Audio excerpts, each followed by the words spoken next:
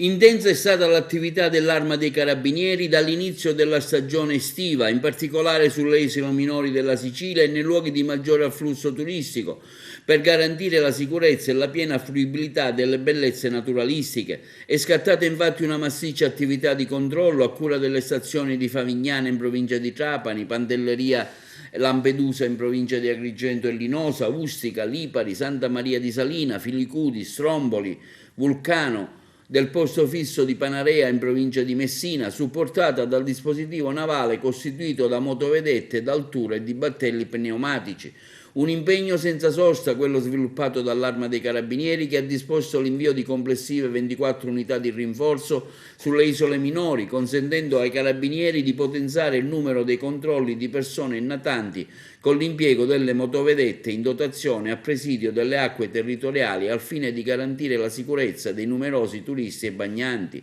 Inoltre sono stati attivati anche dei posti fissi stagionali ad Agnone Bagni e Marzamemi in provincia di Siracusa e quello sull'isola di Marettimo in provincia di Trapani. In particolare negli ultimi 3 mesi sono stati complessivamente denunciate 144 persone all'autorità giudiziaria, di cui 33 in stato di arresto, principalmente per reati contro la persona e il patrimonio, ma anche per prevenire l'uso e il consumo di sostanze stupefacenti e droghe, grazie all'impegno dei cani antidroga dei nuclei carabinieri cinofili di Palermo e Nicolosi. I militari dell'Arma hanno inoltre effettuato numerosi interventi a tutela della sicurezza pubblica, in particolare per sedare delle risse verificatosi in orario serale e notturno nei luoghi della movida, nelle vicinanze di bar pubblici e spesso sovraffollati.